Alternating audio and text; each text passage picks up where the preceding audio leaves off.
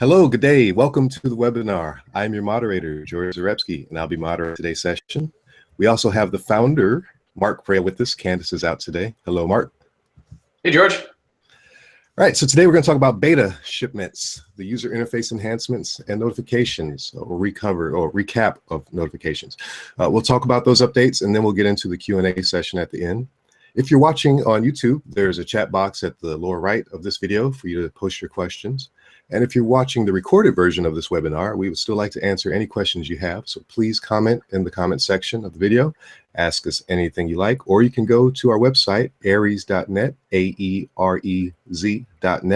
There's a little chat bubble on the bottom right. You can drop a question in there and we'll get back to you.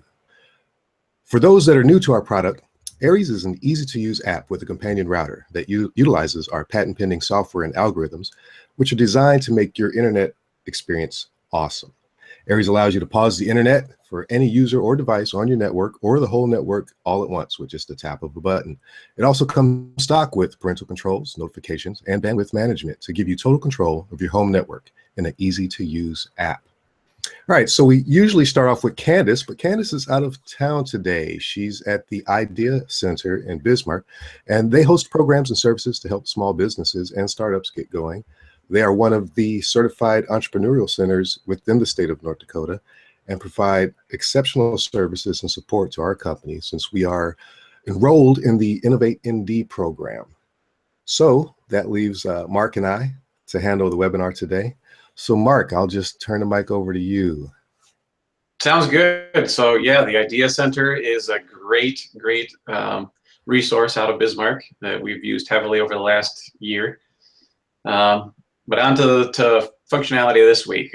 We spent some time creating and smashing bugs on our development server as we introduced new functionality, both with aesthetics and as we work on extending notifications.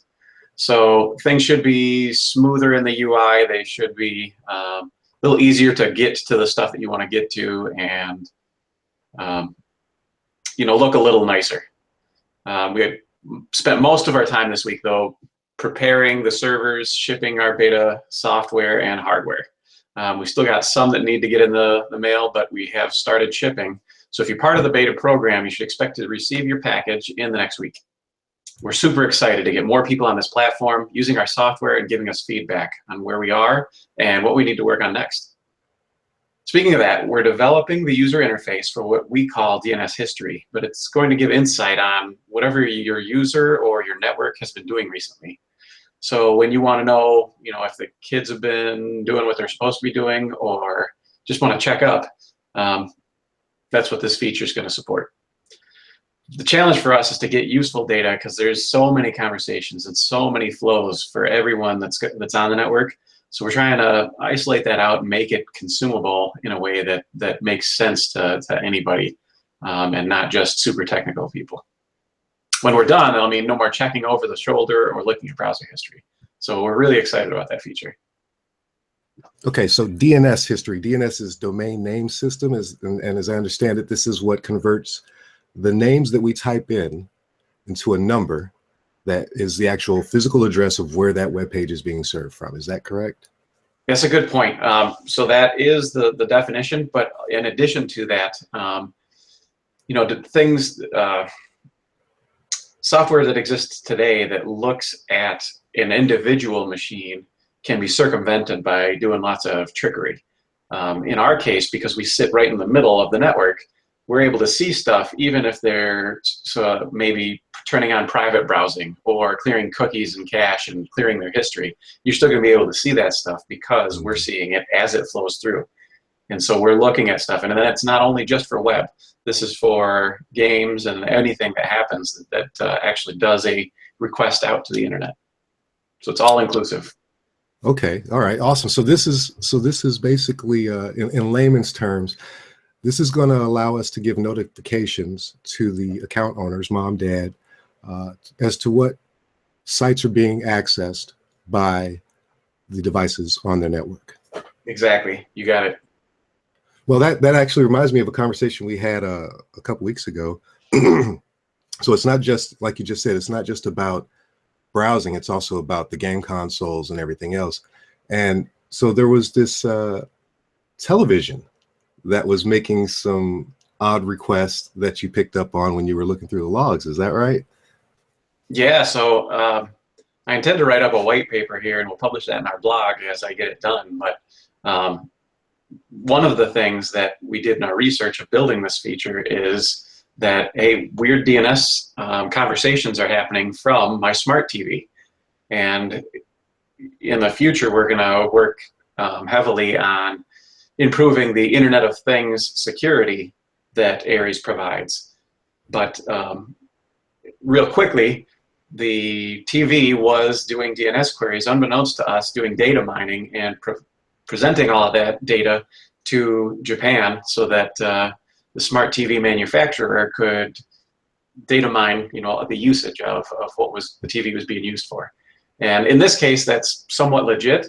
I'm not sure what the end user license agreement was for using the TV, but in other cases, you could see an Internet of Things exploit could easily be keylogging or doing bad things on your network. So we're going to work on locking that down too.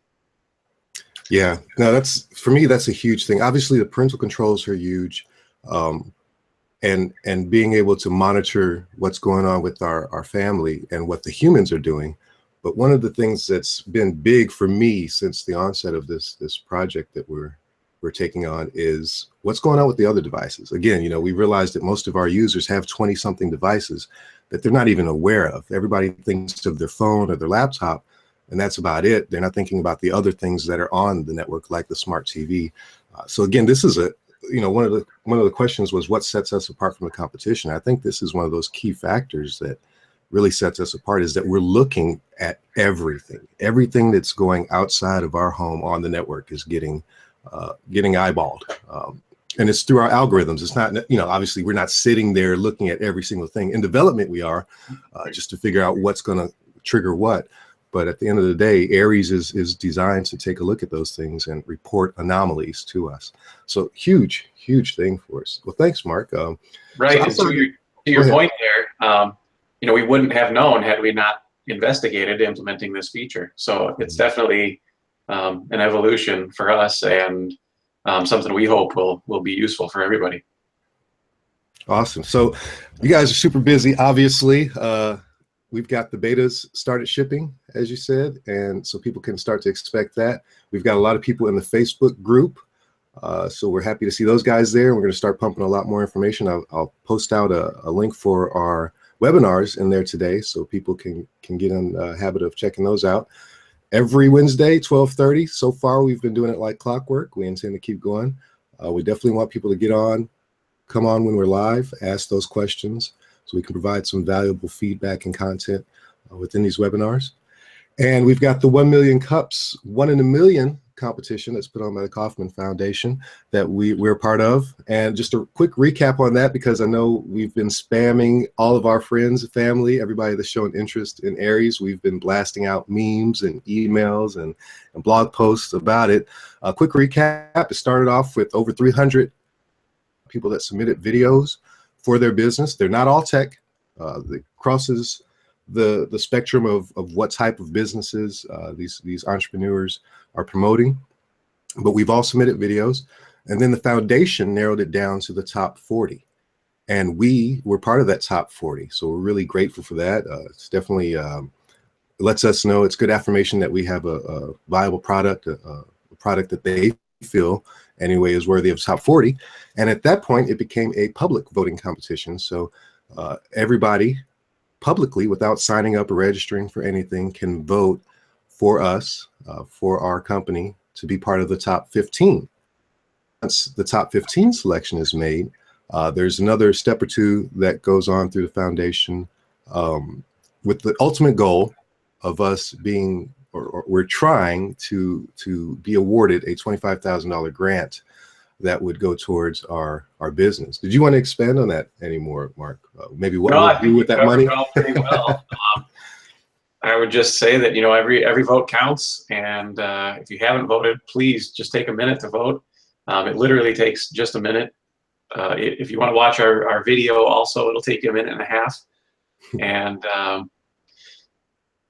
Besides that, yeah, the voting stops on Friday, the 30th. So if you haven't voted, please do so right away. Absolutely. Please, it just takes a few moments. Click on the link in the description below, and you'll see the video, our video pop up. Right below it, there's a Vote Now button. Click Vote Now. That's it. That's all we're asking for, a few seconds of your time. And that can help us really accelerate enhancing our product, making a better product for you. So please do that. And I don't have any questions in the chat area right now, so I think we'll wrap this one up. Thank you, Mark, for taking the time out. I know you've had a really busy day, a busy week. It's been busy months. So thank you for taking the time to come chat with us and tell us about the new updates that are going to come. And to all our viewers, thank you again for coming out, and we'll see you next week. All right. Sounds good. Thanks, George. Bye, guys. Bye.